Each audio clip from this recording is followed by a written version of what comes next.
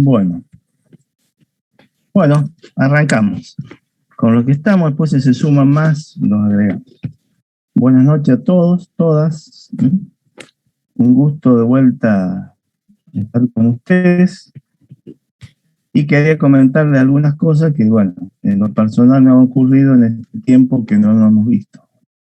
En efecto, como les escribí ayer, en el curso del mes de julio, me informaron que, bueno, me salió la jubilación, que yo estaba haciendo el trámite, pero según los cálculos que me habían dicho, inclusive, no sé, pensé que me iban a demorar un par de meses más, por lo menos, entre septiembre y octubre, bueno, y por alguna agilización que surgió y cambio tal vez en los procedimientos, me han dicho, me fue otorgada antes. Y bueno, para mí, el fin de una etapa que estaba prevista, yo lo recibí con mucho afecto, como fin de una etapa, y bueno, pero eso hace que interrumpa la continuidad del dictado de clases. Como fue medio abrupto, si bien yo había informado ya hace tiempo que estaba en proceso de jubilarme, pero bueno, en esta materia en particular hay algún problema en tener disponible al día de hoy un docente. Entonces, hoy llegamos a un arreglo de que, bueno, continuaré para que puedan continuar con el cursado ustedes hasta bien, o sea, no hay una fecha de fin de mi actividad hasta que algún docente que la institución considere oportuno me reemplace. Mientras tanto, seguimos con el plan previsto o la planificación hecha a principios de año, con algunos cambios que ya les voy a comentar la semana que viene, que vamos a empezar a abordar el tema de los trabajos. Algunos ya tenían definido el trabajo, otros no. Entonces, todo ese tipo de cosas la semana que viene la vamos a abordar específicamente, y le vamos a poner algunas reglas para hacerlo un poco más amigable y exigir un poco que se muevan para que no los agarre después de fin de año y sin haber hecho nada, y como ocurre normalmente, después no hacen más nada por años, y eso va en contra de ustedes. Las cosas hay que hacerlas en caliente mientras estén disponibles docentes, materiales, etcétera, etcétera. Así que bueno, eso lo vamos a charlar las próximas semanas, tema trabajos de cada uno. Yo le voy a facilitar mi correo y que allí me mande cada uno a dónde había llegado con Carlos. Y yo le pedí una lista, lo que pasa es que anda muy complicado con su trabajo en el interior y no he podido hablar. Prefiero que cada uno de ustedes me diga qué trabajo o a dónde había llegado, si estaba definido el trabajo, si lo iban a hacer individual o de a dos. Bueno, y a partir de ahí vemos cómo con todos seguimos el tema. En cuanto hace el dictado de clase, bueno, vamos a seguir un poco el programa que teníamos planificado. Tal vez en la primera parte del año, cuando estaba Carlos, el orden de los temas un poco lo hemos cambiado. Al estar yo un poco para ir trabajando con los temas que tengo más a mano el material y bueno, y después y dar los otros. De todas maneras, el programa, la idea es dictarlo todo completo.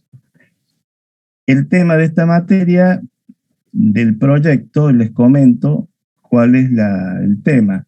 Esta materia es la integradora de cuarto año, así como tienen electromecánica 1, electromecánica 2, electromecánica 3,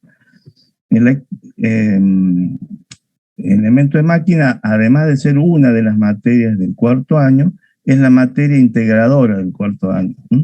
Por eso se le exige un trabajo en forma de proyecto donde en el mismo van a trabajar con algunos de los elementos de máquina que vemos en el curso del año e inclusive pueden insertar temas de otras materias del mismo año.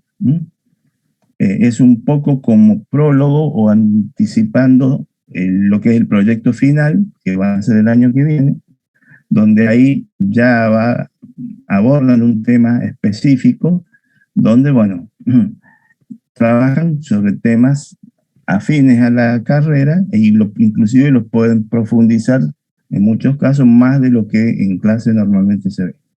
Para eso seguramente cuenten con el apoyo de algunos docentes de la casa o externo, bueno, es otra cosa. En cuanto a esta materia, el trabajo digamos, se circunscribe exclusivamente al nivel de lo que damos en clase y el trabajo no aborda más de 3 o 4 elementos de máquina de los cuales vemos a lo largo del año. Son proyectos sencillos, pero en los cuales tienen que hacer algunos cálculos y eventualmente algún plano. Ustedes saben que el idioma del ingeniero dicen que el dibujo, todo lo que se proyecta y se calcula, se lo dibuja para verlo en la realidad como es, ¿no? Dimensionalmente, estructuralmente, y bueno, se le asignan las propiedades de materiales, terminación superficial, etcétera, etcétera. Así que bueno, aquí estamos y tenemos el primer parcial concluido. Entre la primera versión y el recuperatorio, creo que todos los que estaban o que vienen normalmente a clase tuvieron la oportunidad de superarlo, así que iniciamos esta segunda parte del año con temas nuevos que van incluidos en el segundo parcial. El segundo parcial, calcúlenle la tercera semana de septiembre, por ahí seguramente lo vamos a realizar. Yo, o si ya no estoy, el que sigue, le voy a dejar ya un poco el plan de trabajo hasta fin de año. ¿Qué más? La bibliografía es la que hemos dicho hasta aquí, y la metodología, bueno, vamos a seguir con la misma, salvo algunos temas, y cualquier aporte de parte de ustedes que sea para mejorar el dictado o bien que la interpretación de parte de ustedes, bienvenida sea, escucho. Bueno, ¿algún comentario o algo que quieran agregar? ¿Alguno?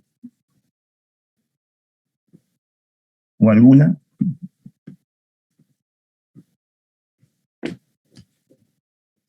No, profe, por mi parte no. Bueno, perfecto. Entonces, quedó claro. Reiniciamos la segunda parte del año, que no sé hasta cuándo va a ser. Una vez todo el cuatrimestre, una vez posiblemente no, según la institución consiga el docente adecuado a partir de ahora.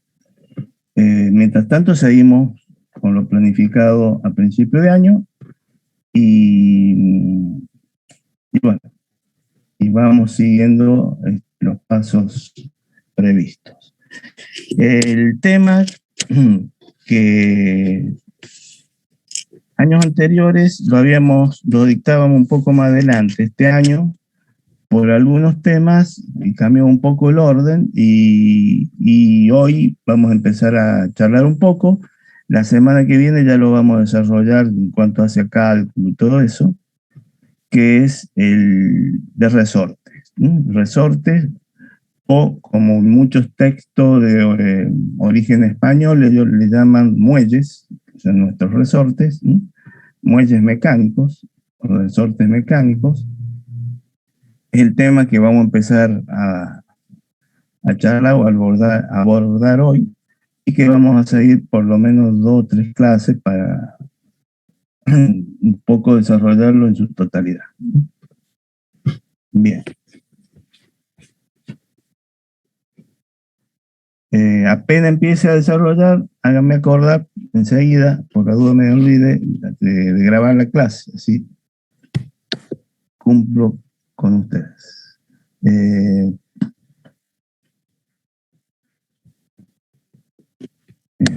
Esto, acá.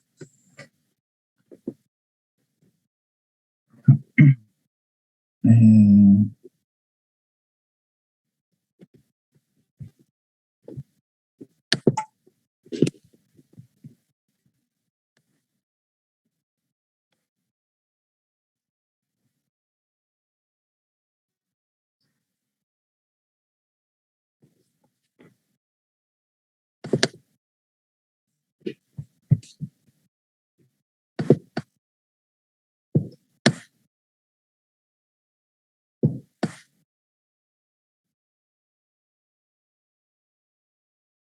bueno, este tema lo vamos a abordar con distintas bibliografías.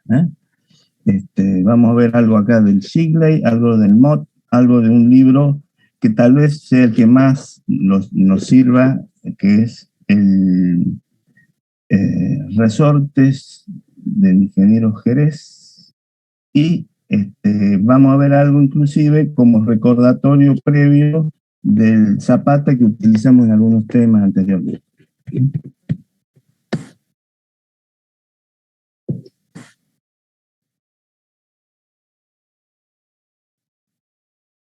Bien.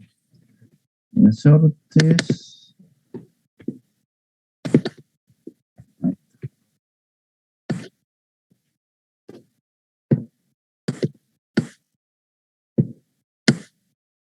Bien.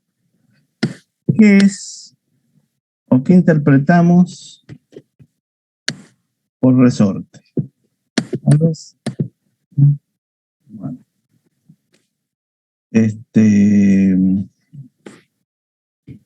a ver, vamos a hacer algo.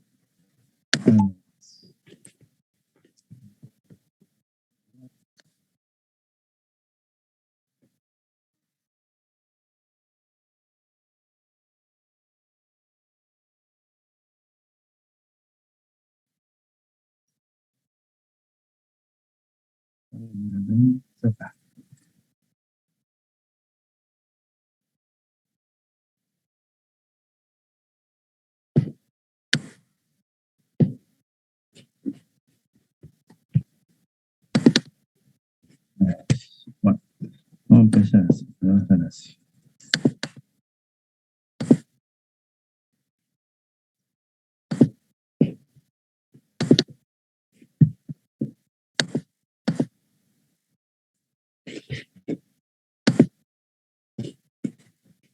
Empezamos acá porque me suele gustar las definiciones que da este libro, como para iniciar un tema. Y efectivamente dice, resortes. ¿Cómo podríamos definir un ¿Profe está resorte? compartiendo? No estoy compartiendo y tampoco estoy grabando. Ya hago las dos cosas.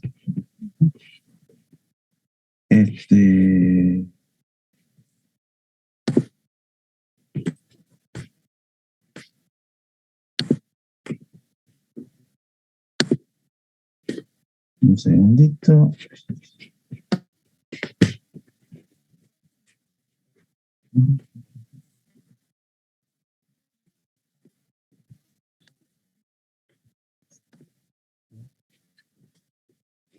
Compartir.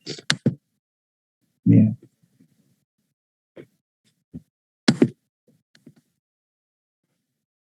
Ahí está. ¿Se ve ahí? Y de paso empezamos. Se ve, profe. Perfecto. Empezamos a grabar. Ahora, recién ahora, digamos, empezamos realmente el tema. Así que grabar. Recording in progress. Dijimos, ¿qué interpretamos por resorte o muelle mecánico?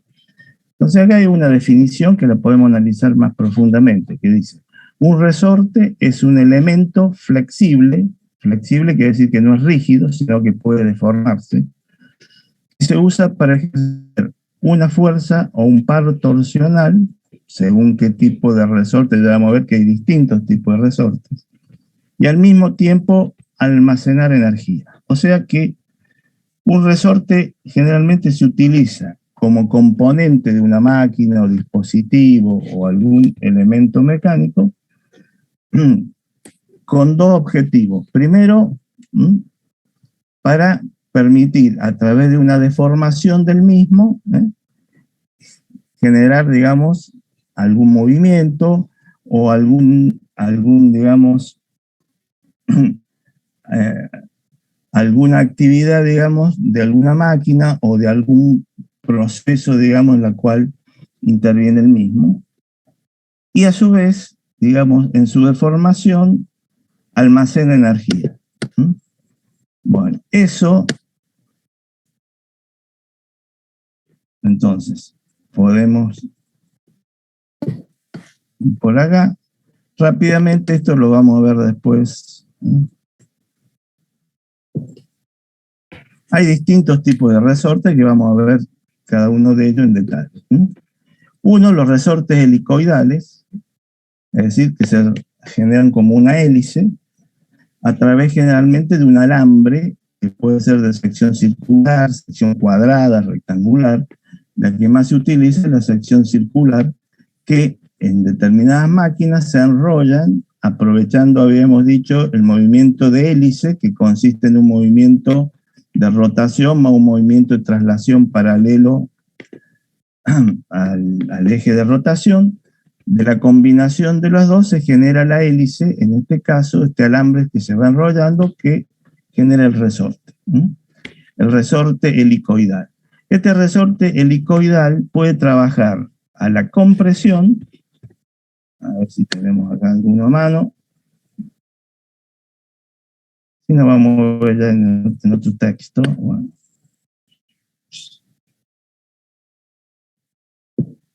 Acá, por ejemplo, este resorte trabaja la compresión. Entonces, tenemos la longitud inicial en la figura izquierda, que dice longitud libre, y después, si se le aplica una carga de compresión, es decir, que lo comprime, disminuye su longitud, el mismo trabajará entre dos valores, digamos. Es decir, generalmente el resorte que trabaja la compresión lo hace en la situación más favorable, con una compresión mínima, y en el caso más desfavorable, cuando acciona el mismo en una operación más complicada, donde la longitud se acorta, absorbiendo energía potencial, energía mecánica potencial. Entonces, entre esas dos longitudes funcionan normalmente, o sea, es el funcionamiento normal del trabajo, del resorte. La situación límite que nunca se busca, porque es la situación previa a la rotura o mal funcionamiento del resorte, cuando todas las espiras se tocan entre sí, que es lo que se llama la longitud comprimida, es decir, cuando aplicamos la fuerza máxima capaz de soportar el resorte, entonces se tocan las espiras entre sí y es la longitud comprimida, la menor longitud que puede asumir el resorte.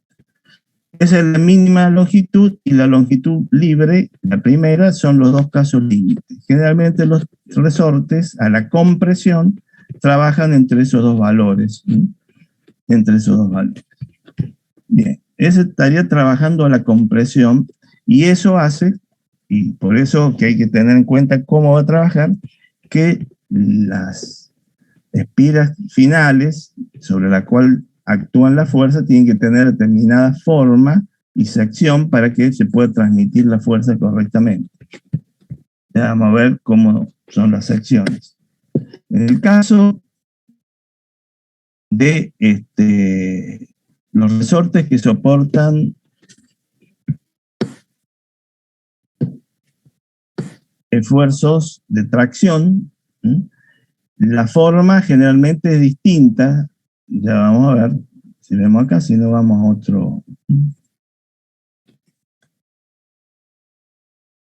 a otros textos que vamos a ver. Necesitamos estirar los resortes. Entonces ahí partimos de una longitud mínima y al trabajar a la tracción lo estiramos hasta un valor máximo. A ver, tengo acá rápidamente. Acá está. Acá tenemos un resorte, por ejemplo, que trabaja a la tracción. Como ven, los extremos tienen, como quien dice, ganchos que permiten tomarlo de ahí al resorte y estirarlo. Un caso típico de este tipo de resortes son algunos tipos de balanzas, en las cuales en uno de los extremos va regulada en función del estiramiento, ¿no es cierto?, el peso que se adiciona y en el otro extremo se cuelga el peso. Eso hace que se estiren la longitud libre, por lo tanto se separen las espiras dentro de determinados valores. Siempre tienen que estar dentro de la carga máxima que soporta ese resorte. Entonces, los resortes helicoidales pueden ser o pueden trabajar a la compresión. Entonces se le aplican cargas según su eje, que lo acortan, lo tratan de comprimir, o bien pueden trabajar a la tracción, como en este caso, cuando lo tratan de estirar a partir de la longitud inicial mínima, lo estiramos. Bien. Además, hay algunos otros tipos de resorte. Acá les muestro una clasificación que está muy bien resumida. Un poco que vamos a seguir esa clasificación en el estudio de los distintos tipos. Ya se las muestro.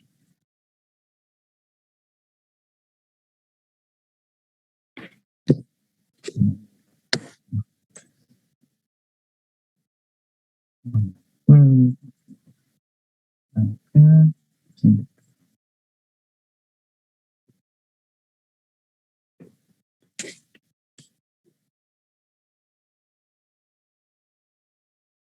Acá está. Bien.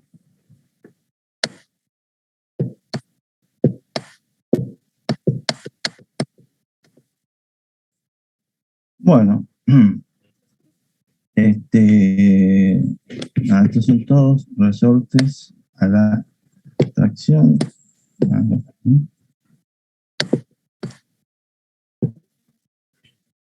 Haciendo un resumen de los distintos tipos de resortes, podemos decir que tenemos resortes que se llama de empuje, que en realidad son que trabajan a la compresión, más que nada. Los que trabajan a la tracción.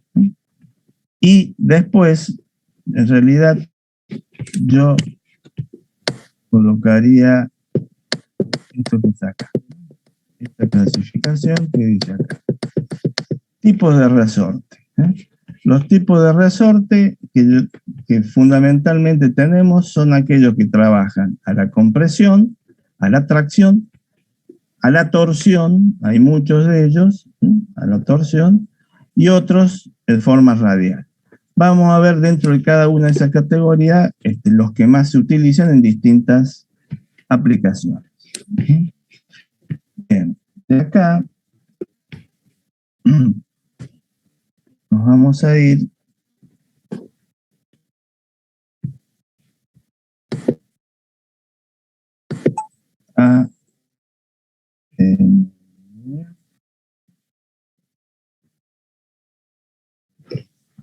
Esto otro que era elementos.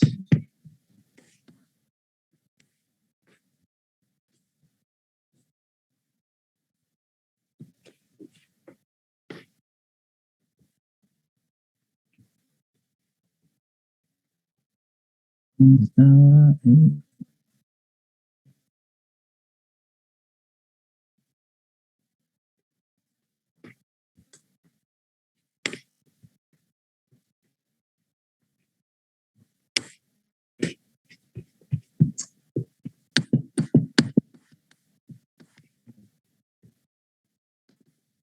bien.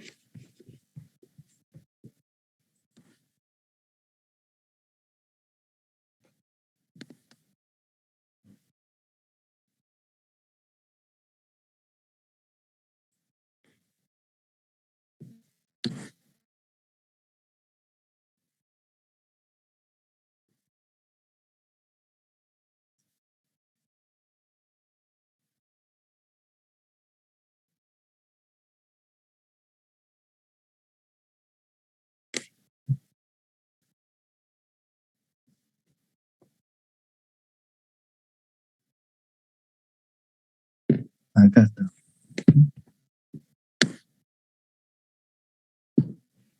Bueno, recapitulando lo poco que hemos hablado.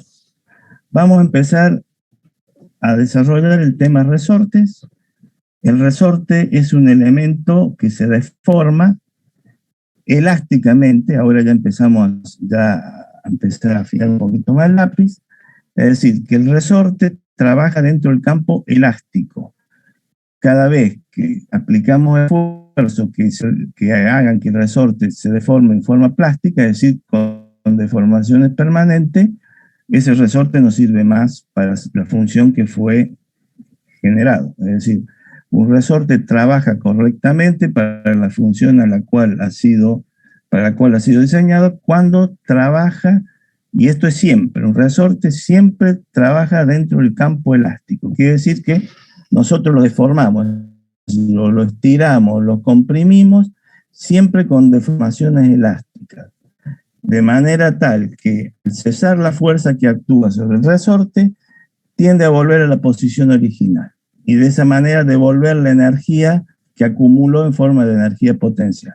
Eso se da siempre, ya sea que lo estiremos, cuando lo soltamos, trata de volver, de encogerse, de volver a la posición inicial, y al revés, si nosotros lo comprimimos y dejamos de generar esfuerzo sobre el mismo, al soltarlo trata de extenderse hasta llegar de vuelta a la posición inicial. En ese juego de volver a la posición inicial empieza lo que en mecánica vemos como vibración, a oscilar en torno a la posición de equilibrio hasta que después de un determinado tiempo, debido que por el roce del medio, del aire o donde esté en este caso con el resorte, le va quitando energía hasta que el resorte queda en su posición de equilibrio.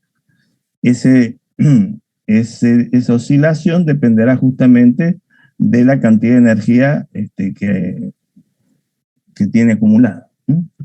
Ahora bien, en todos los casos, y por eso recurro a esto que habíamos visto al principio de año y que también han visto en estabilidad, recurro de vuelta a lo que veíamos en un ensayo de tracción, como el ensayo de tracción, donde podríamos colocar deformaciones y fuerzas, o sea, fuerzas en ordenadas, deformaciones en abscisa, o bien, como está acá, dividiendo por la sección inicial, tensiones en ordenada y deformaciones porcentuales en abscisa.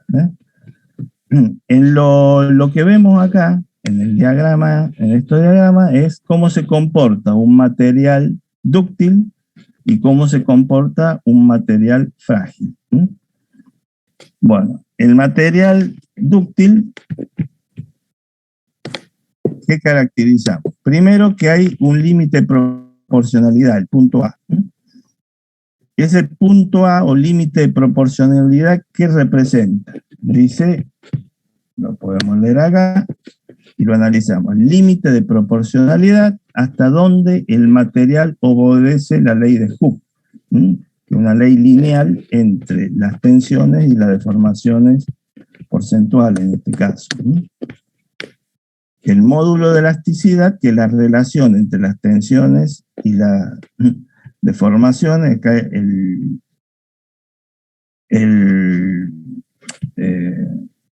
numerador, el denominador E, no es E, sino es epsilon, que son las deformaciones porcentuales. Entonces, la relación que el módulo de elasticidad, en este caso a los esfuerzos de tracción, porque si estuviera sometido a otro tipo de esfuerzo, deberíamos tener en cuenta otra cosa.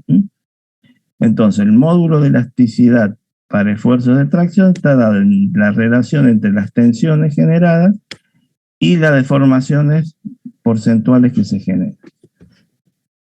Ese módulo de elasticidad, o también llamado módulo de Young, por acá está escrito, Young, es una constante que obedece la ley de Hooke dentro de esta zona recta, ¿no es cierto?, que es la zona de proporcionalidad, que está dentro de la zona elástica. Siempre la ley de Hooke es válida dentro de la zona elástica, es decir, que las tensiones y las deformaciones, hay una proporcionalidad entre ambas. Al cesar la tensión, la fuerza y por lo tanto la tensión, cesa la deformación, vuelve a su estado primitivo.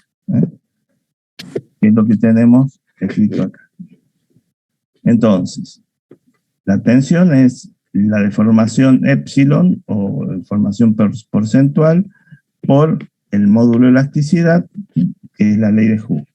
E también es el módulo de elasticidad o de Young, y la unidad puede ser kilogramo fuerza sobre centímetro cuadrado, podría ser newton sobre milímetro cuadrado, centímetro cuadrado, es decir, una tensión tiene una dimensión siempre fuerza sobre área. Y bueno, acá coloca ya la deformación en función, digamos, de la fuerza aplicada, de la longitud inicial, de la sección y del módulo elástico, que pone el caso para los aceros, el módulo elástico para las tensiones sigma es 2,1 por 10 a la 6. En cambio, para las tensiones transversales, que se generan generalmente cuando hay torsión, es G, que va aproximadamente, bueno, en este caso 1 por 10 a la 6, en otros metales suele ser la mitad de E, o sea que se aproxima siempre a la mitad de E. Módulo de elasticidad transversal. Bien. Bueno, yo lo que quería hacerles acordar es esto. Este caso. En el caso de los materiales dúctiles, entonces, el punto A representa el límite de proporcionalidad. El punto B, el límite elástico. ¿El límite elástico cuál sería? La tensión máxima que puede aplicarse al material sin que ocurra una deformación permanente.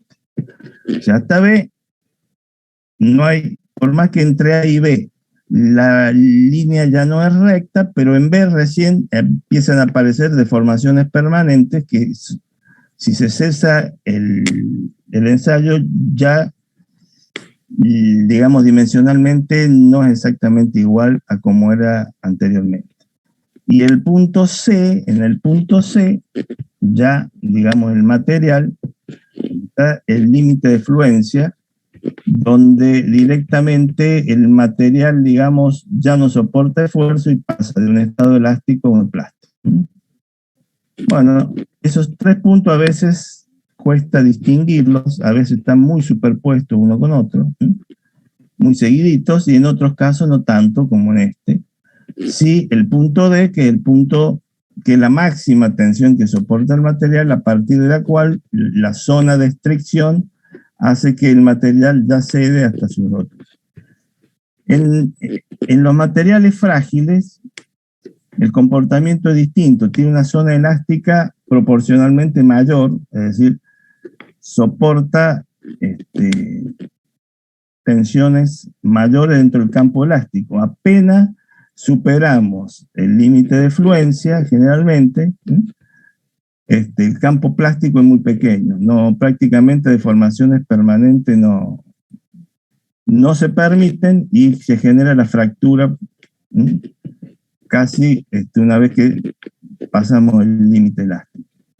Entonces, eso hace que, según qué material, tengamos distintas aplicaciones de los materiales. Por ejemplo, para un resorte, ¿qué material elegirían ustedes? ¿Un material dúctil o un material frágil? Pregunta. Dúctil. ¿Por Tiene que qué? ser capaz de deformarse. ¿Eh? Tiene que ser capaz de deformarse sin romperse.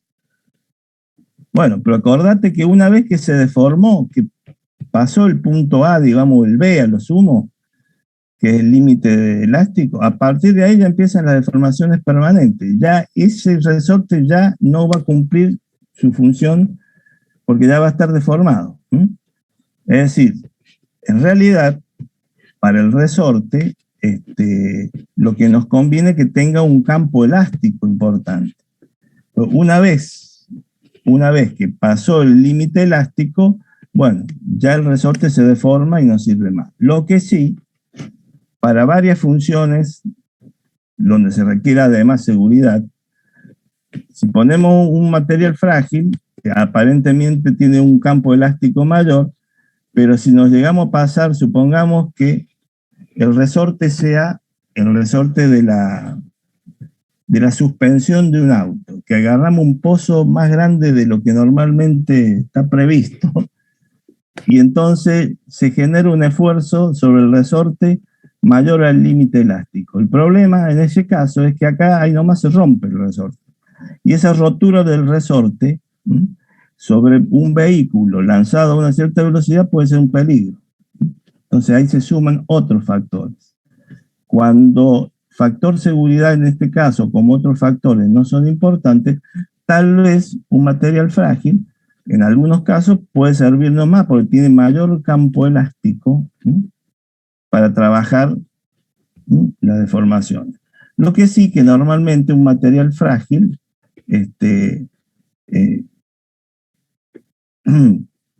tiene otro problema que está relacionado con lo que hemos visto anteriormente.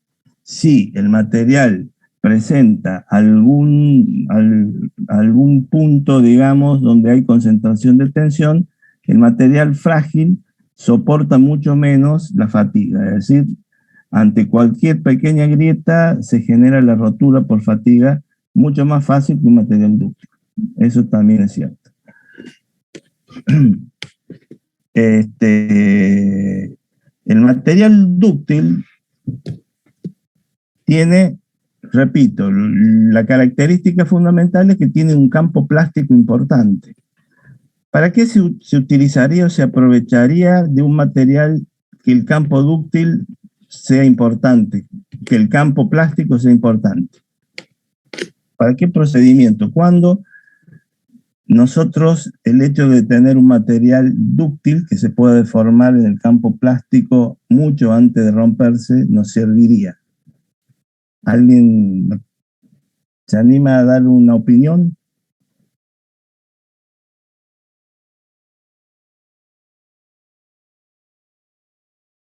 No sé si vieron, eso lo tienen que haber visto en conocimiento de materiales, tal vez, los procesos de fabricación por deformación plástica, forjado, laminado, trafilado, es decir, todo aquello donde nosotros, por ejemplo, la ductilidad significa que un material es muy fácil de deformar en forma de hilos, alargándose. La ductilidad es la deformación plástica, una facilidad de deformarse plásticamente en una dirección, en forma de hilo, por ejemplo, y ese se aprovecha, por ejemplo, para la fabricación de alambres, todo lo que es conductores eléctricos, etc.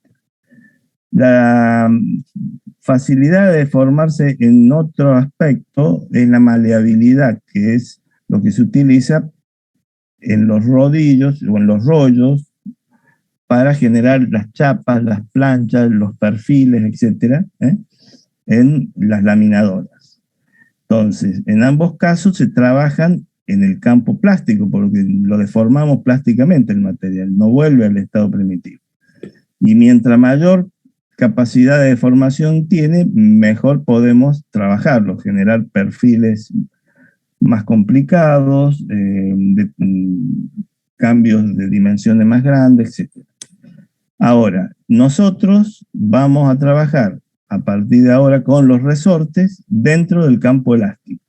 Nunca tenemos que tener la posibilidad, y por eso tenemos que ponerle un factor de seguridad para asegurarnos que el resorte siempre va a trabajar dentro de ese campo, del campo elástico, porque cuando se deformó permanentemente, le aplicamos una fuerza o bien una tensión mayor a la que soporta, se deformó plásticamente y ya no nos sirve para la función que tiene que cumplir.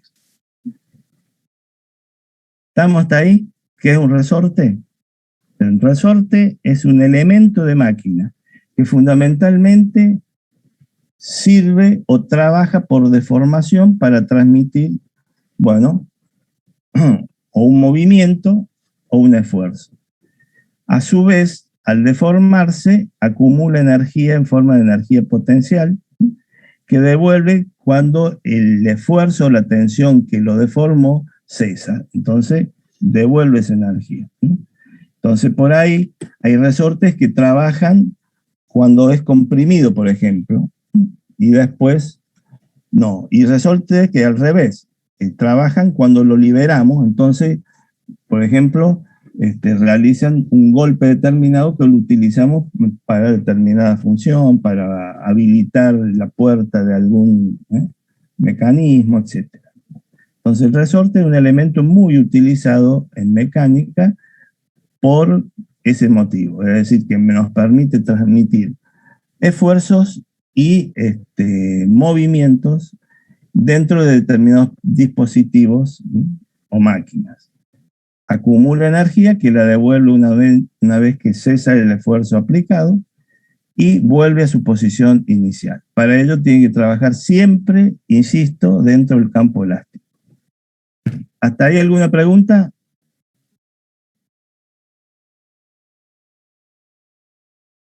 Parece que no. Bueno. No, profe. No, profe. Perfecto. La energía potencial, bueno, ya lo vamos a ver cuando hagamos en la clase que viene el desarrollo para el cálculo del diámetro del alambre, todo eso, pero algo ya han visto en física, ¿se acuerdan? Siempre está en función de una constante K, que es la constante del resorte, a la cual ya vamos a hacer referencia, y a la deformación. En función de eso es la fuerza que se genera sobre el mismo, y la energía es la fuerza por lo que se deforma. Es la energía potencial. La energía potencial, hay dos formas de generar energía potencial. ¿Cómo podemos generar energía potencial? A ver si alguien se acuerda de física. Dos formas. ¿Con la altura? Sí, señor. Un peso que está a una determinada altura respecto a un plano de referencia tiene una energía potencial, que es el peso por la altura disponible. Sí, señor. ¿Y la otra? Cuando comprimimos un resorte, ¿puede ser? Exacto, es la energía que puede acumular un resorte. O cuando lo comprimimos, cuando lo estiramos, es decir, cuando lo deformamos en general. ¿Está bien? Son las dos formas de generar energía potencial. Perfecto. Dicho esto, vamos. Les muestro un ejemplo típico de aplicación de un resorte. Era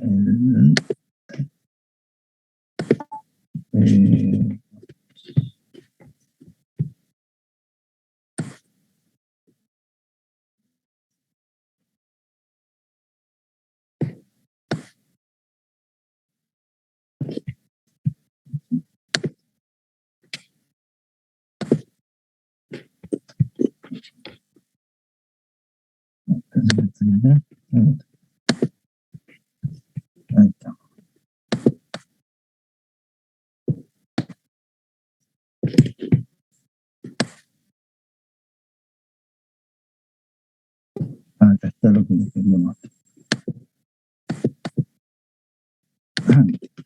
¿Alguien me puede decir qué es eso? ¿Qué representa lo que están viendo ahí? Hay un pistón, ¿no? De motor. Válvula. Motor de- Bien. El pistón de un motor, ¿de qué tipo de motor? De combustión De interna. Interna.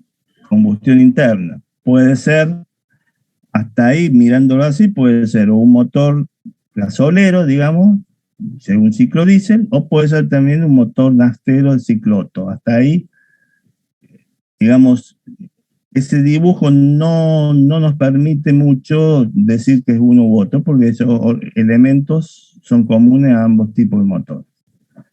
Bien. ¿Y qué más tenemos ahí? O sea, tenemos un cilindro, dentro del cilindro evoluciona un pistón, que está señalado ahí. ¿Y qué más tenemos?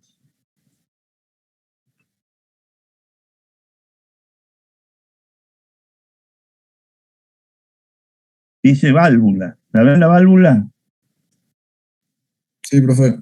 ¿Para qué sirve la válvula? Que en realidad son como mínimo 2 válvulas en cada cilindro. Ahí lo vemos de perfil, y estaría una delante y otra atrás, digamos, entonces, digamos, por un tema de simplicidad del motor, de la vista, para no complicarla, lo ponen en una vista lateral para que se vea una de las válvulas, la otra es lo mismo. ¿Qué función cumple la válvula? Una Hola. de admisión y otro de escape. Bien, Ingresa. o sea que una, lo que hace, lo que pasa es que depende de, ahí sí cambia un poco cómo es cómo es el ciclo. Si fuera un motor naftero, generalmente, anteriormente a entrar dentro del cilindro, se produce la mezcla. Hoy en día tampoco podemos decir que siempre así, porque hay ya sistemas de inyección que trabajan igual que los motores diésel, pero los motores nafteros, digamos, es muy común que la mezcla de aire y combustible se forme antes de entrar al cilindro. Entonces vienen por los conductos de admisión, ¿no es cierto? Y está cerrada la válvula. En el dibujo 1 estaría cerrada la válvula. Bueno, entonces todos estos movimientos están coordinados. Acuérdense que si un motor, que es muy común, un motor cualquiera, con lo que ustedes se mueven en su vehículo, un motor cualquiera, gira a 3.000-4.000 mil revoluciones por minuto, que es una velocidad régimen hoy en día de los motores muy común. Supongamos 4.000 RPM. Quiere decir que en un minuto da 4.000 vueltas digamos, el cigüeñal, el eje del motor. ¿Y cuántas veces sube y baja el pistón ese que está ahí? Ese o los otros, porque generalmente los motores no tienen un solo cilindro, sino que tienen 2 o 4 o 6 normalmente, u 8, bueno, hay de distintos. Pero lo más común, los motores más, digamos, universalmente utilizados, son de 4 cilindros, de 6, pero de 4 supongamos. Entonces esos 4 cilindros están unidos a un mismo eje, que es el cigüeñal, y le entregan energía. De esas 4.000 revoluciones que da el eje que está abajo, que es el cigüeñal, hace que se mueva alternativamente hacia arriba o abajo cada uno de los pistones. ¿Cuántas veces sube y cuántas veces baja? Si son 4.000 revoluciones por minuto, ¿cuántas veces sube y cuántas veces baja en ese minuto cada uno de los pistones? ¿Alguien se anima a decir? Sí, 4.000 sube y 4.000 baja. ¿Estás seguro? Vos tenés que analizar así.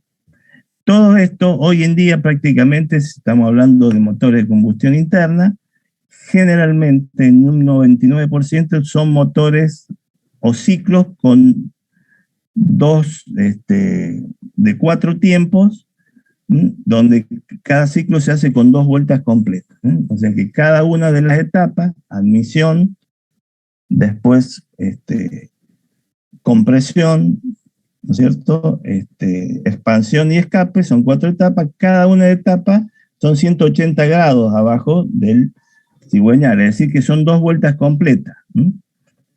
Quiere decir que 8000 y baja 8000. o la mitad, o 2000 y 2000. Cada Bueno. pistón, analizar cada uno de ellos.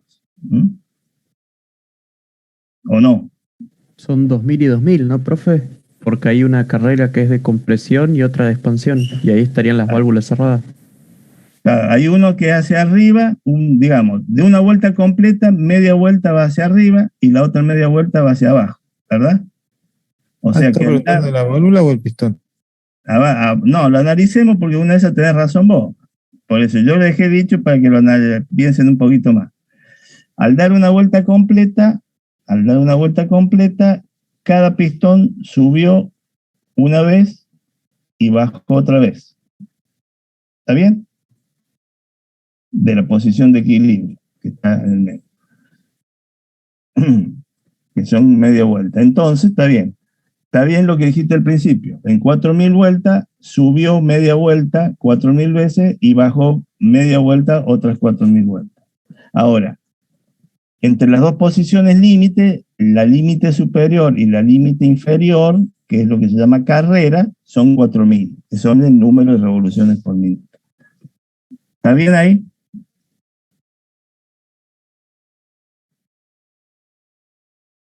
¿O le compliqué peor? Bueno, lo que sí ahora son 2000 es, recuerden que únicamente las válvulas no están abiertas las 4 etapas, sino que admisión está abierta una etapa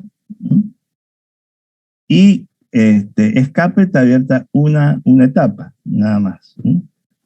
Quiere decir entonces que si gira 4000 vueltas, la etapa de admisión, ¿cuántas veces va ahí? Cada 2 vueltas se produce una combustión, una admisión, un escape. Entonces, si son 4000 vueltas y 2000 veces se va a producir combustión, 2000 veces se va a producir admisión, 2000 veces se va a producir escape, porque necesitamos 2 vueltas completas para producir un ciclo. ¿Se entiende eso?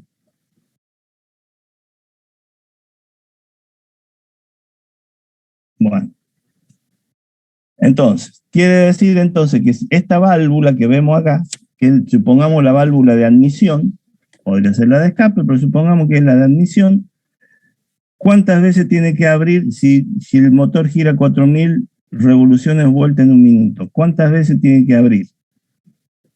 2000 veces en un minuto. ¿Está? En un segundo tiene que hacer 2000 dividido 60 y le va a dar, no sé, 30 y pico. Supongamos 34, 35 vueltas, abre y cierra esta válvula en un segundo. Si nosotros, este motor fuera de un material transparente y lo estuviéramos viendo, ese régimen es tan rápido que la retina nuestra no lo puede percibir. La estaríamos viendo siempre en la misma posición a la válvula y sin embargo abre y cierra. Porque la velocidad de movimiento es mayor que la inercia de la retina nuestra. A ese nivel se abre y se cierra. Y fíjense, ¿quién es el que permite esa apertura y cierre? Es un resorte, que es el resorte de válvula, que se llama, que está arriba. ¿Y cómo trabaja esto? Generalmente esta forma acá de dispositivo hoy se utiliza poco. Todavía hay vehículos, hay camionetas que lo utilizan, pero hoy en día esta leva que ven acá abajo generalmente están arriba, y es lo que se llaman los árboles de leva. Y generalmente hay 2 árboles que tienen esta forma de leva, que, o sea, una parte más grande, otra parte más chica, y generalmente están a la cabeza, arriba. Tenemos uno de esos árboles o ejes con esta forma, es para admisión y otro para escape. Y directamente la válvula actúa sobre esa leva. Acá en cambio tenemos todo este dispositivo, que tenemos el botador que se llama, que es esto que pivotea, y fíjense, el seguidor acá de la leva Al girar la leva, sube y baja, y hace subir y bajar esta varilla. A su vez, esta varilla pivotea sobre este punto y hace que baje, comprime el resorte cuando en la posición 2, es decir, cuando abre la válvula, y después, cuando está más arriba, el resorte la vuelve a la válvula en la posición cerrada, que es la primera. O sea que la válvula trabaja entre dos posiciones límites, que es cuando el resorte está sin comprimir y cuando está comprimido, como en el segundo caso. Y es fundamental que se abra lo mejor posible porque son milésimas de segundos que tiene que ingresar toda la mezcla de aire y combustible, que es la que da la potencia del motor. Por lo tanto, tiene que dejar entrar la mayor cantidad de mezcla en fracciones de segundo, y una vez que está cerrada, tiene que ser lo más hermético posible para que se produzca la combustión y no haya escape a través de la válvula. Entonces, el resorte es muy importante en este caso. En esta, una de las tantas funciones de un resorte. Es un resorte helicoidal que trabaja la compresión en este caso. ¿Se ve? ¿Lo ven eso? Sí, profe. Hoy en día hay procesos, digamos, ha avanzado tanto los motores que hay dispositivos que reemplazan estos resortes mecánicos, ¿sí? Y que son dispositivos que varían según una ley determinada, electrónicos, y que andan muy bien, pero que son muy caros, todavía están en forma experimental y que se utilizan fundamentalmente o en vehículos de competición, ¿sí? En motos de competición o en autos de alta gama, pero todavía el sistema de resortes de válvulas se utiliza en la mayoría, por no decir todos los vehículos convencionales que vemos en la calle. Bueno.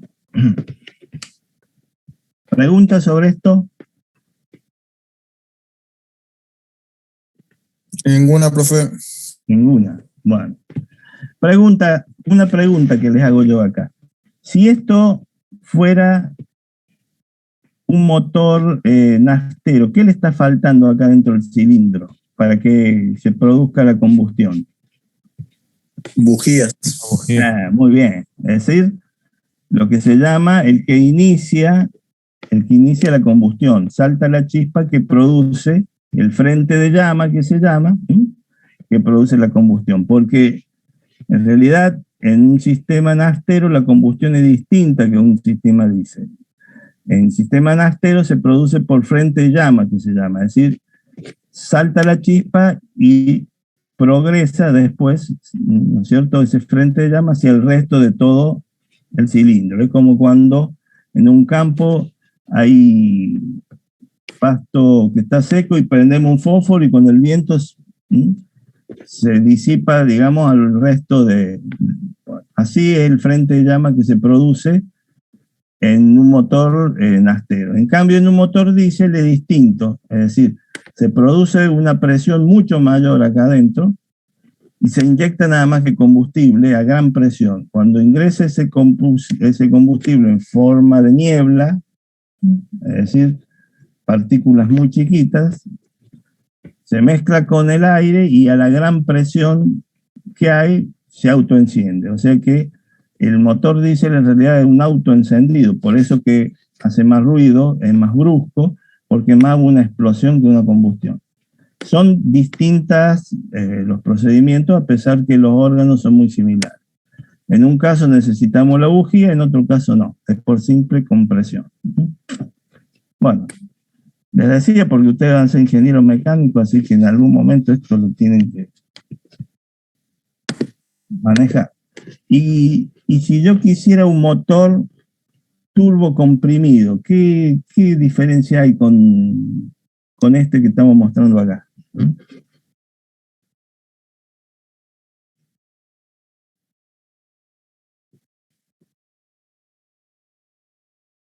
Conceptualmente, ¿cuál es la diferencia de un motor turbo por la forma? Pero digamos, un motor, el término más correcto sería sobrealimentado. En esos motores, el aire que ingresa adentro previamente pasa por un compresor y entra a una presión mayor. Entonces, en un mismo volumen entra más aire y eso permite que le inyectemos más combustible. Entonces, en un motor de mismo tamaño o un tamaño menor, al ingresar mayor cantidad de mezcla producimos más potencia. O sea que, digamos, el objetivo de un motor turbo es producir con un motor de menor cilindrada mayor potencia. Por supuesto que los órganos del motor van a estar más sometidos a esfuerzos mayores. ¿Por qué? Porque los esfuerzos, las presiones, todo va a ser mayor. Pero, ¿cuál es la ventaja? Las ventajas son que en un tamaño más pequeño nosotros podemos generar una potencia mayor. Prácticamente en los vehículos nafteros los hay, pero donde mayor ventaja produce en los vehículos comunes en los diésel. Por eso es que la mayoría de las camionetas son todos motores turbo, porque si no tendrían una trompa mucho más larga, necesitaríamos un motor mucho más grande para generar la misma potencia. De esa manera, todas las, no sé, las Hilux, Amarok, todas tienen, las Ranger, todo hoy en día son con motores turbo, fundamentalmente para generar una potencia mayor en un espacio más reducido, fundamentalmente. Bien. Si no hay preguntas sobre esto, seguimos. Profe, no sé si le interesa para que comparta. Encontré en YouTube un video de un motor de 4 tiempos con una tapa de cilindros de acrílico. Entonces se ve cómo es la admisión, el escape y todo eso. Y la tenés a mano y te pongo a vos que compartas. Si me los compartís todos. Sí, lo Dale. tengo. Ahí vamos. Dale, sí. No sé si les interesa todo, pero yo creo que son temas que están relacionados con, bueno, estamos hablando de resortes, una aplicación que es de mucha importancia, bueno, por eso creo que vale la pena. Ahí vamos. A ver, cuando pueda, póngame como anfitrión porque no me está dejando ahora. Sí, para. Compartir, dejar de compartir.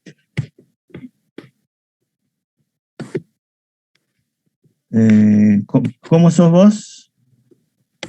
Hernán Lucas. Lucas Hernán, acá está. Sí. Más. Anclaje, hacer de hospedador. Ahí está. Hay que enviar, sí. Fíjate ahí.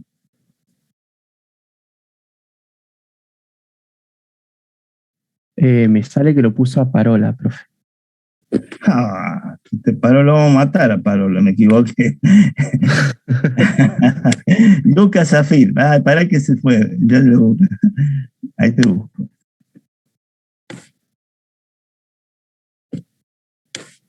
¿Dónde te metiste?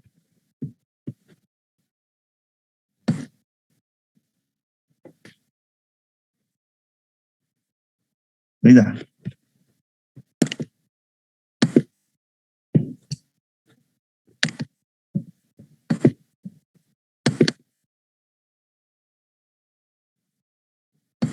Eliminar anclaje.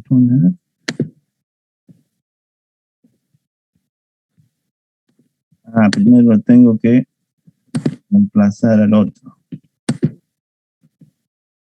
Bueno, para un segundito.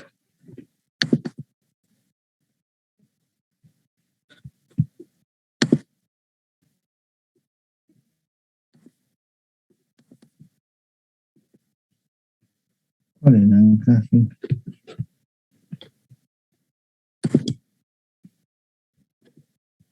Para.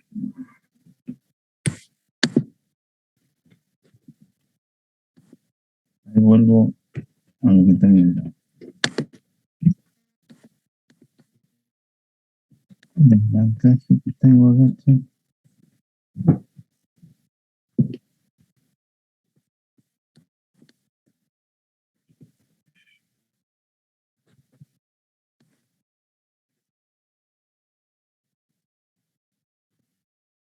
Un minutito que no sé por qué me pone eliminar anclaje.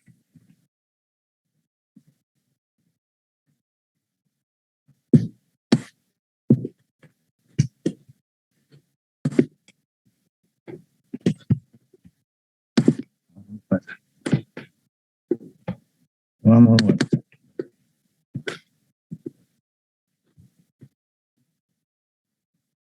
Inhabilitó. No. A ver, vamos. Capaz que Parola lo tiene que hacer. Me parece que lo tiene que hacer él Está ahora. bien. Tenés razón. Hace eso, Parola, habilitalo a... Parola se está haciendo el desentendido. Está bien, tenés razón. Claro, la pelota la tiene él. Tenés razón vos.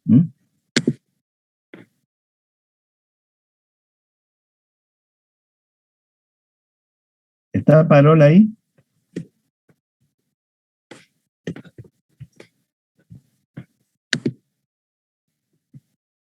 Alguien llame a Parola.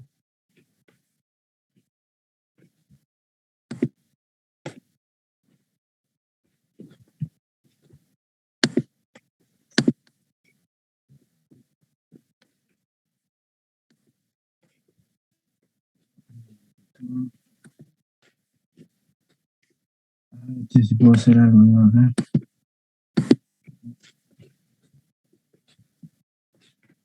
Somos Parola dependiente. Bueno. A ver ahí. Claro, el anclaje, no sé. Claro, lo tiene. Yo me equivoqué porque estaba arriba tuyo, Parola, y ahora no lo puedo eliminar.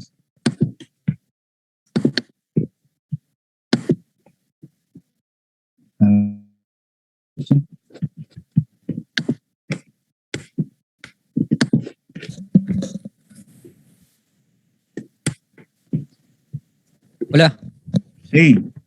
sí, profe, ¿qué necesita? ¿Por qué no? Disculpe. Porque yo me equivoqué Sí. y te habilité a vos para compartir y en realidad lo tenía que habilitar a Lucas, Zafir, que nos queríamos mostrar algo de lo que estábamos charlando. ¿Por qué no lo habilitás para compartir a él, a Lucas? Bien. Vos tenés la manija ahora. Dale. ¿Está bien? A Lucas, ¿no? Lucas Zafir. Erran. Ahí está. Ahí está. Bien, gracias. Gracias, Ángel. Bueno, Lucas, fíjate cuando puedas. Creo que sería esto. A ver, ¿me dicen si se está viendo bien? Sí, señor. Está pausado. Oye. No tiene audio porque, bueno, no. Después lo pone en cámara lenta, así que no se escucha nada interesante, pero bueno. Bien. Ahí va.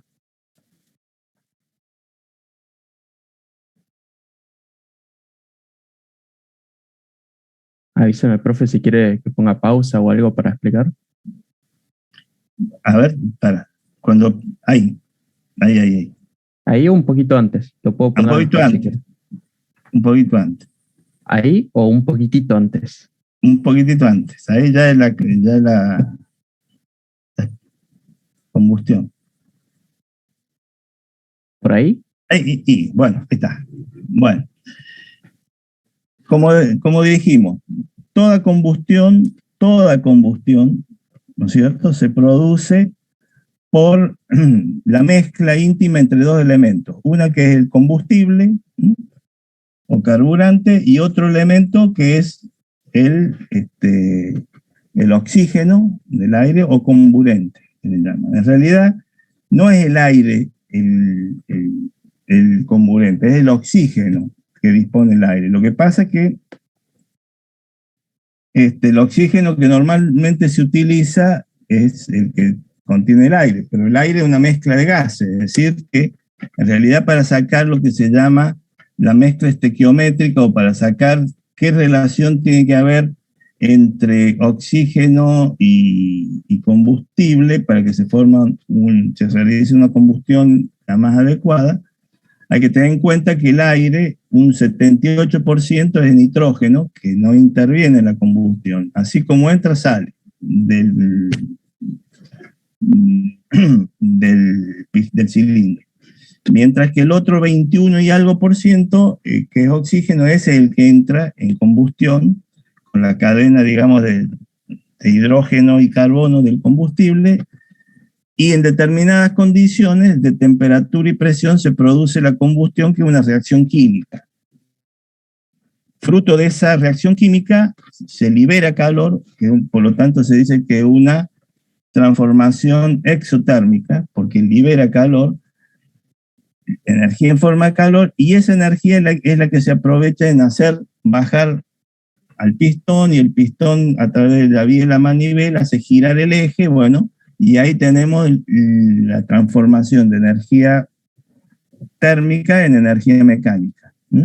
Y después de esa energía mecánica de rotación, a través de los órganos de, si es un vehículo, bueno, la caja, los distintos elementos, transmitimos la rueda, y si es un motor que se utiliza con otros fines, bueno, veremos si un reductor u otro elemento permite transmitir al elemento que queremos hacer trabajar la energía mecánica.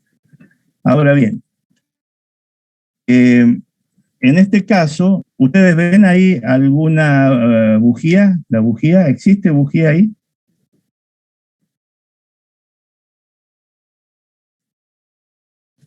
Debería ser esta que está acá, el cablecito este. El cable es, exactamente. Es decir, la bujía le llega, en realidad una bujía lo que produce una chispa, es decir, es como quien dice, entre dos polos se genera un salto de chispa, que es lo que pasa, por ejemplo, entre el cielo y la tierra en una tormenta. Es decir, hay una carga de energía de partículas tan grande que, si bien el aire debería ser un dieléctrico, no debería transmitir la energía, la diferencia potencial es tan grande que rompe el dieléctrico en el caso del rayo.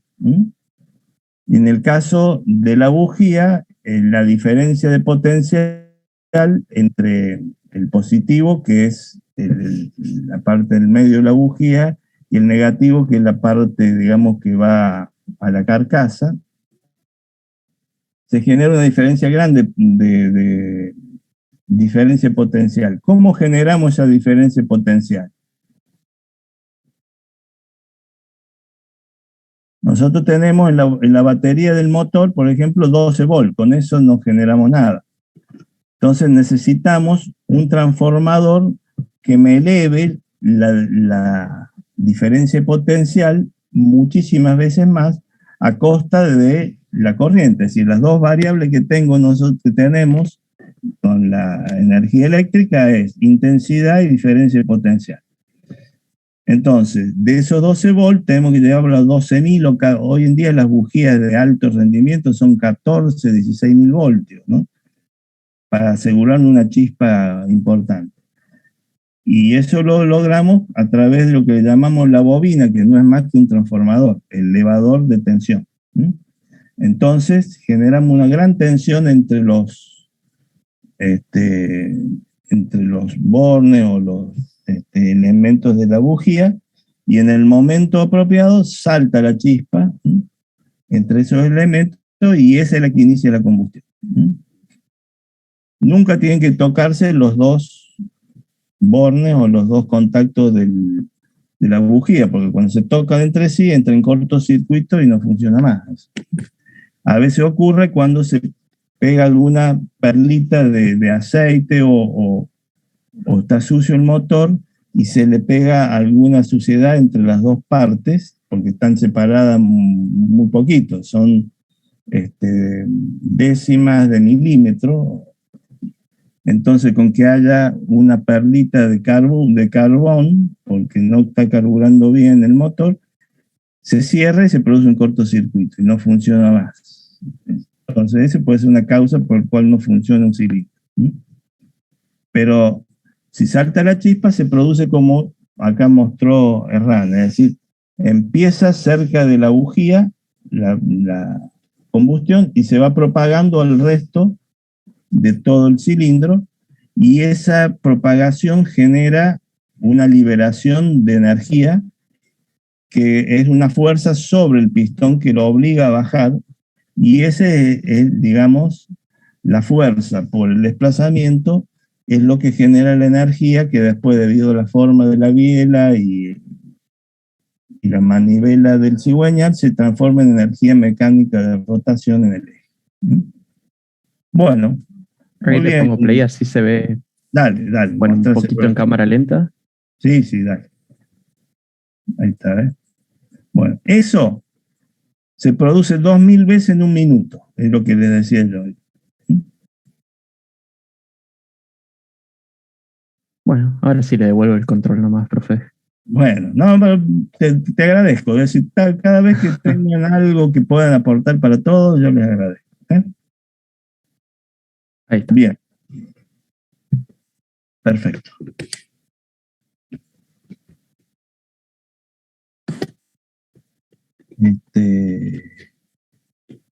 Estamos acá.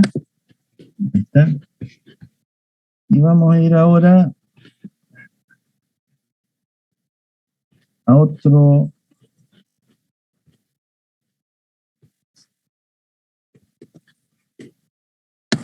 libro que vamos a utilizar para este tema, que es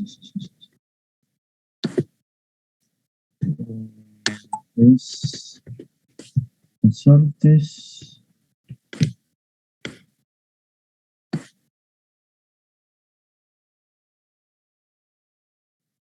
¿dónde?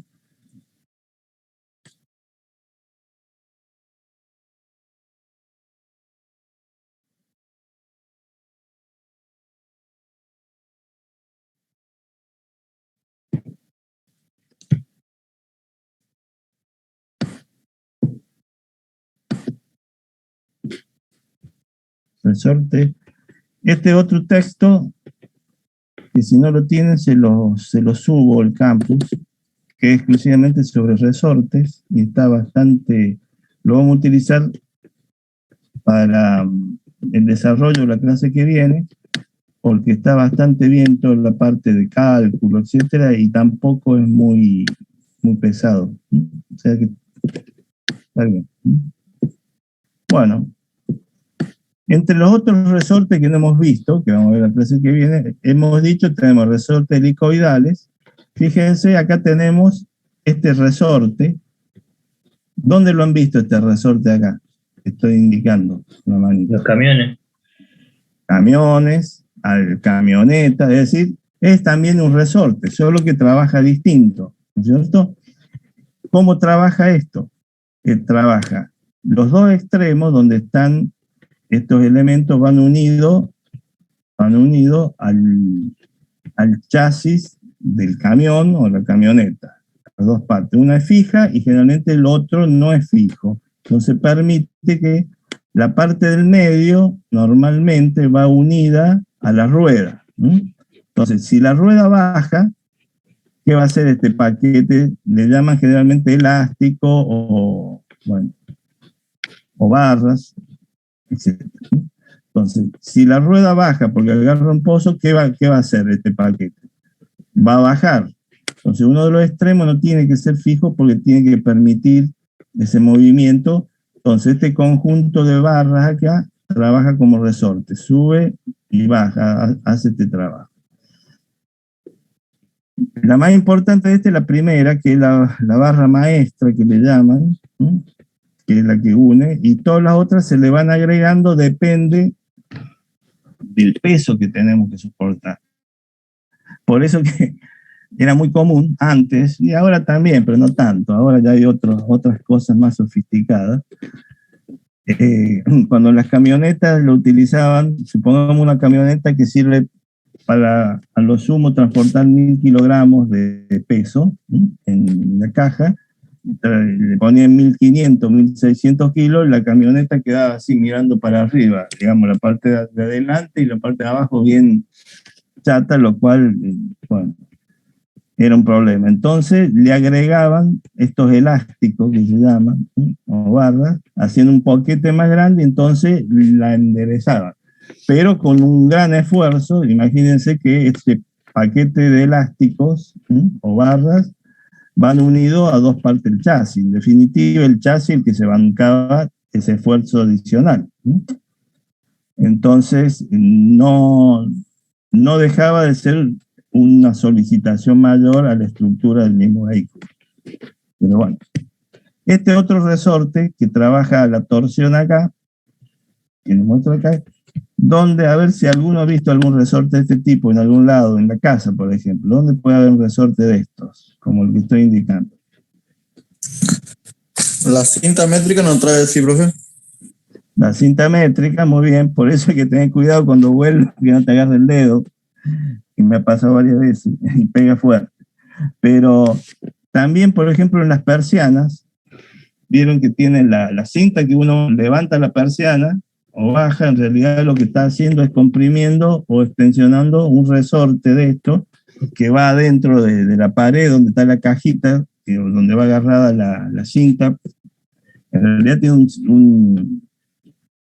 un resorte de este tipo, si se fijan.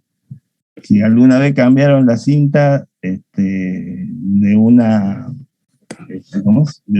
ventana, no sé la palabra, es esto.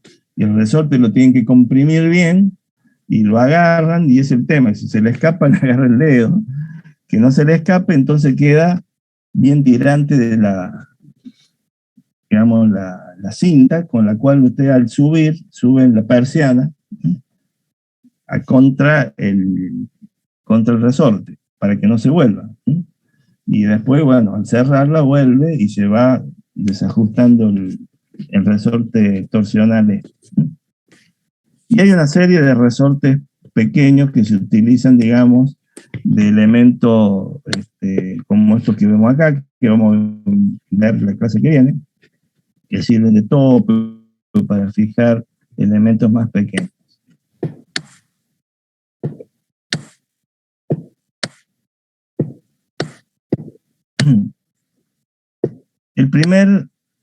Lo primero que vamos a ver la clase que viene, ya iniciado, vamos a empezar el estudio de cálculo real. Hoy estamos haciendo una introducción.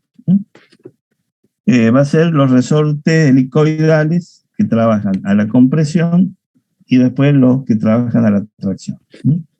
¿Qué vamos a ver? ¿Cómo son los esfuerzos? Fíjense, para eso me voy a otro.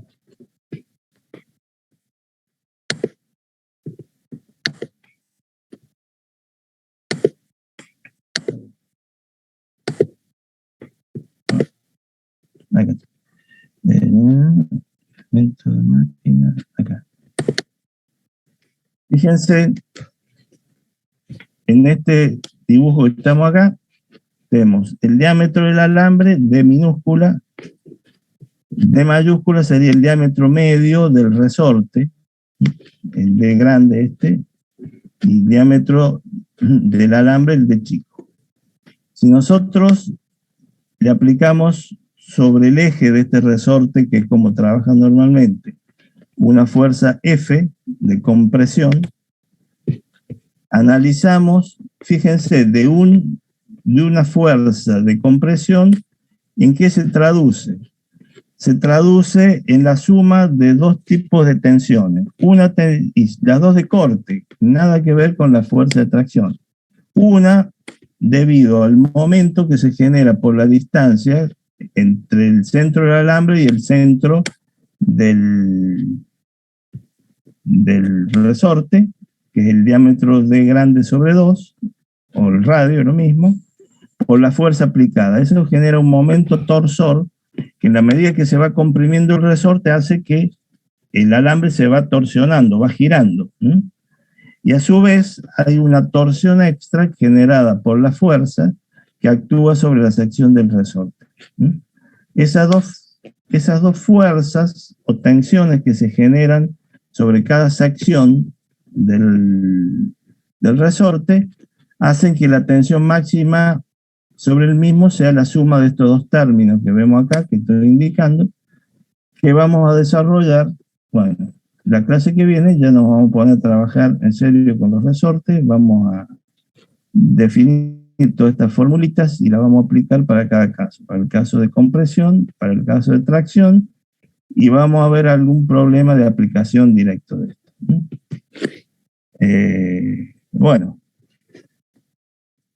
si no opinan distinto por ser la primera clase, si quieren lo dejamos acá. La clase que viene va a ser un poquito más larga, vénganse con ganas ya la segunda semana de escuchar y vamos a desarrollar todo el tema de los resortes estos, resortes helicoidales de compresión y de tracción. Tenemos que analizar algunos coeficientes de Wall, etcétera, que nos sirven para el cálculo de los mismos y analizar los materiales que se utilizan, etcétera. ¿Están de acuerdo?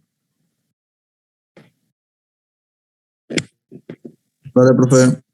Saludos. Perfecto, profe. ¿Se entendió hasta acá? ¿Alguna duda? La semana que viene, Claripela. el martes agarramos, empezamos con resorte de compresión, directamente entramos a desarrollar todo el cálculo, etcétera, etcétera. Bueno, un gusto poder seguir con ustedes, bueno, no sé hasta cuándo, y bueno, todo dependerá de la institución. Yo de mi parte un gusto, hasta cuando pueda colaborar, va a ser un placer. Espero que no sea tan pesado como para que no sea de unívoca la cosa. Y también la semana que viene, tal vez el miércoles, hablamos un poco sobre los trabajos, y les voy a pasar un correo, así me envían ahí qué ha hecho cada uno, para saber o qué quería hacer cada uno, y si iban a trabajar de Adobe, un poco para seguir lo que hablaron con el ingeniero Paz, retomar eso, bueno, y empezar simultáneamente el desarrollo de la materia, ver si pueden ir trabajando sobre el proyecto. Así que quedamos acá, nos vemos el martes a las 21:30. Chao, profe, nos vemos. Chao, Chao, buenas profe. noches a todos. Chao, profe, nos vemos. Chao, chao, hasta luego.